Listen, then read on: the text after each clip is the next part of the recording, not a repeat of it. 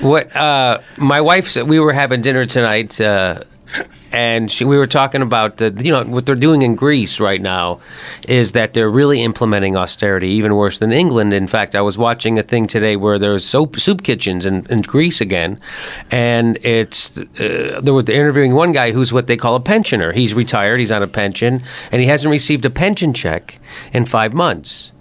And so Steph says to me, how does that happen, Jimmy? Well, how could they get to that point where how could they get $1 trillion in debt of a small country like because all the while they were getting in debt, there were bankers making money off of it. And so now when it is finally the bill has come due, the bankers don't pay it. It's the retired people who pay it. It's the students who pay it. They're lowering the minimum wage in Greece. So the bankers made all the money by getting Greece into debt, and their investors did not take a haircut. So the investors in Europe are not taking a haircut. The central bank is going to bail them out. But the austerity, so now Greece can't have a retirement. They can't have Social Security. They don't have a minimum wage anymore. They have no society left anymore. Frank, you want to go for the joke or should I?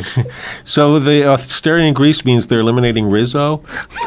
No, they're getting the ass is what's happening. Well, I think how much more austere can it get in Greece? They're making food from grape leaves, for God's sake. That's not even a food. They just took a leaf off a tree and wrapped it around some rice with a little lemon sauce, and that's their entree. Opa! Yeah. Well, the thing with the Greeks is they haven't gotten the money yet from the IMF, the Eurozone, which is near the auto zone. My son works for the Euro erotica zone, which is not suffocating. Help me. But the Eurozone, the EU... It's 20% more suffocating, actually. The EU is going to give them $160 billion if they're willing to cut minimum wage by 25%, lay off 15,000 public sector workers. Mm-hmm. The exact opposite of what you should be doing. Raise the mandatory retirement age. Cut minimum wage. Right. Don't you understand one world government, the fear of one world government? Can you understand Republicans who fear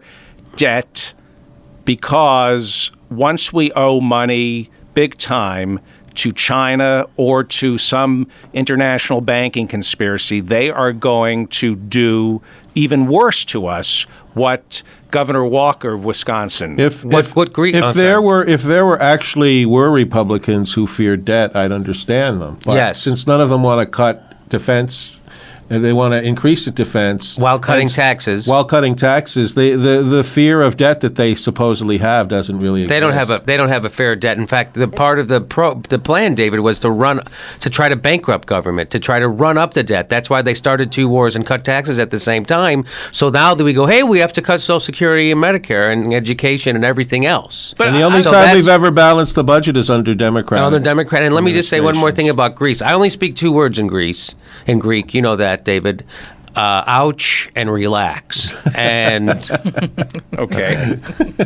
But theoretically, I'm talking about, in practice, the Republicans have created more debt than the Democrats have. But when you talk to movement conservatives, and then the really paranoid ones who have guns, the sovereign citizens who fear debt, the Ron Paul types. But they've only recently, it's like a whole new thing with them, like being afraid of the deficit and the debt, because for years and years they just let it go up, and nobody ever complained about the growth of government. No, during the Bush 8 years of Bush. Yeah. Well, but no, I mean, in all fairness, look, I'm a lifelong progressive, but Ronald Reagan came to office saying we have to reduce the debt. I mean, that is. But he didn't, and he did the opposite, David. Right, but.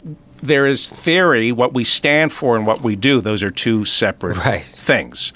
And the Republicans have always stood for balancing the budget, which they haven't done. Right. I'm talking but they say that it's their way of accomplishing other things. It's like balancing the budget isn't their goal when they say balance the budget. I think it's like a catchphrase. Disenfranchising the lower classes more. That's what I'm talking about the gospel.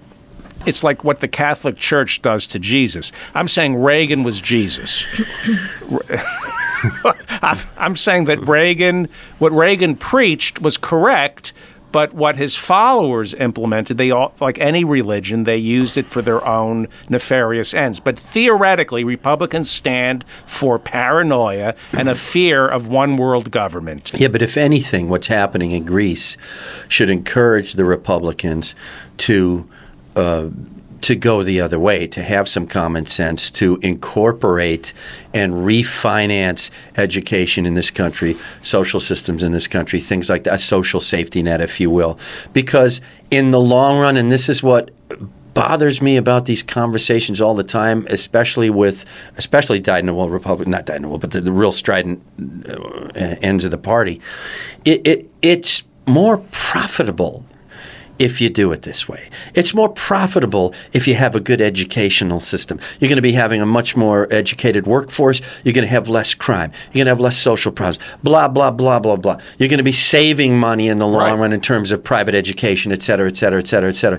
So, and you take that with virtually every aspect of government, whether it's social services, education, whatever it is, with the right system in place that's funded in an intelligent manner and run well, without waste, whether Democrats or Republicans are just wasting money left and right in government right now. You cut the waste, you get these social plans in place, and you don't have a Greece. This is this is the warning shot over the bow, as far as I'm concerned, for Republicans. You want this to happen over here? Keep going, baby. Knock yourself out. You'll get to a point where you're going to have to tell people, now we're cutting minimum wage, so your crappy job that you barely have the hope of leaving at AutoZone or Autoerotica Zone is now going to be even crappier. You know, it's just smart business. You know? No, but it's not smart in the short term, which is all they care about.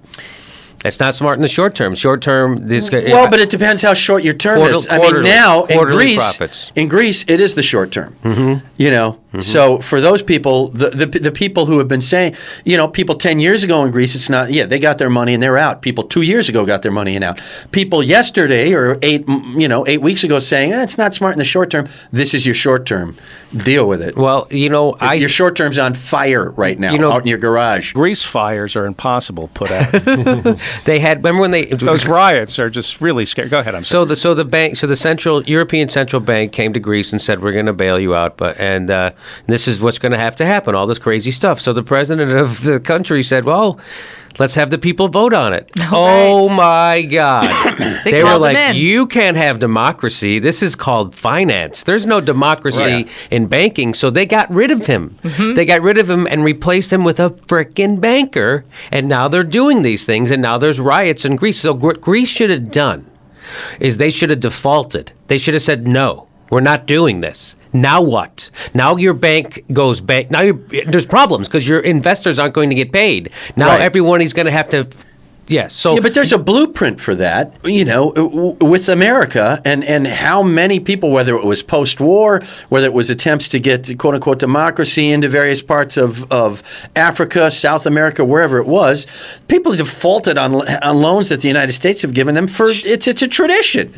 It's like a national holiday now. I mean, but now somebody else defaulted. So there's a blueprint in place, but they couldn't execute it, and I'm not sure why, because they're a European country? It's the EU. It's not America. Well, also, from what I remember, when the person said, we'll make the people vote on it, didn't like the stocks tumble.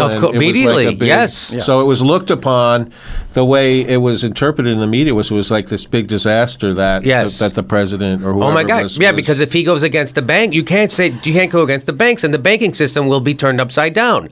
Because then what's going to keep Spain from telling the EU to go off, and what's going to keep every other country that goes bankrupt from telling them to go F themselves? So now they have to impose this. They get rid of democracy. They literally got rid of democracy in Greece, and the banks are imposing this. So all those quotes we've read all our lives about Thomas Jefferson warning us about the banks taking over, and if all those quotes are real. That's for real. And by the way, this isn't the first time that this has happened. This isn't the second time this has happened. This has happened. This happened in the 1800s. This happened in 1837. The banks get control of the economy, crash it, and meanwhile they all get rich in the process. And then working people have to pay for it. This happens over and over. And Roosevelt was the only guy who stepped in. Don't point your finger. I'm pointing it upwards at Roosevelt. He's upstairs.